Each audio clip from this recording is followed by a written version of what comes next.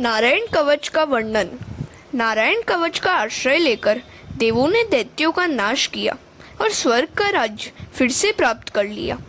विश्वरूप का मातृगृह दैत्य कुल में था। वे सभी में ब्रह्मनिष्ठा रखते थे। राक्षस में भी वे ईश्वर के स्वरूप का साक्षात्कार करते थे। उनका अभेद भाव सिद्ध हो गया था, अतः वे यज्ञ में दैत्यों को भी आहुति देते थे। सभी में मैं है, इस मैं को व्यापक बनाओ। मैं को संकुचित करोगे तो दुखी होगे। विश्वरूप की ब्रह्मनिष्ठा इतनी तो सिद्ध हुई थी कि वे राक्षस में भी परब्रह्म का दर्शन कर लेते थे। विश्वरूप का वध, वृत्तासुर द्वारा देवताओं की हार और भगवान की प्रेरणा से देवताओं का दधीची ऋषि के पास जाना।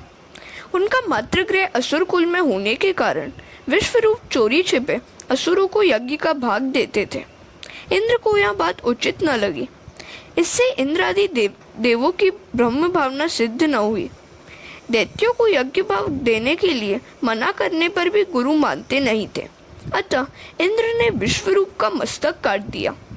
यह समाचार सुनकर प्रजापति त्वष्टा को बड़ा दुख हुआ। उन्होंने संकल्प किया कि मैं ऐसा यज्ञ करूंगा कि जिससे इंद्र को मारने वाला पुत्र प्राप्त हो। सकाम कर्मों में थोड़ी सी क्षति होने पर भी विपरीत फल मिलता है। परमात्मा को प्रसन्न करने की इच्छा से कर्म करो। कोई भी काम करते हुए ऐसी इच्छा मत करो कि जगत मेरी प्रशंसा करेगा। जगत ने तो श्री रामचंद्र जी की भी निंदा की थी।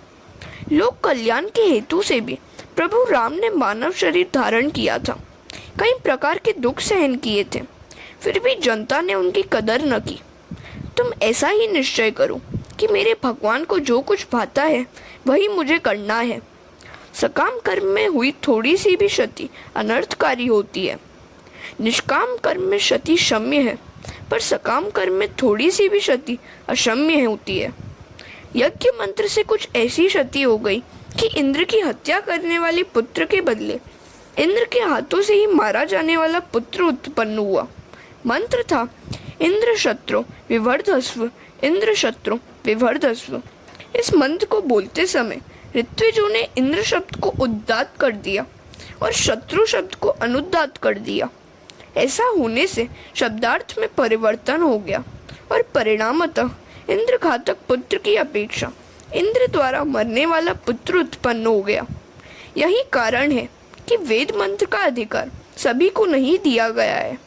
मंत्रोच्चारण या मंत्र पाठ में क्षति होने पर अनर्थ हो जाता है। केवल सात्विक विद्वान ब्राह्मण ही वेद का शुद्ध पाठ कर सकता है। भागवत में कर्म की निंदा की गई है। भागवत शास्त्र में केवल भक्ति की ही महिमा हो और कर्म को गौण माना गया हो, ऐसी बात नहीं है। हाँ, सकाम कर्म को गौण माना गया है। कर्म करते समय एक ही हेतु होना चाहिए, वह यह है कि ठाकुर जी को प्रसन्न करना। यज्ञ कुंड में से वृत्तासुर उत्पन्न हुआ। वह देवों को सताने लगा। देवों के सभी अस्त्र शस्त्र उसके सामने प्रभावहीन सिद्ध हुए। घबराहट के मारे देव परमात्मा की शरण में गए और परमात्मा से प्रार्थना करने लगे। हरे कृष्णा।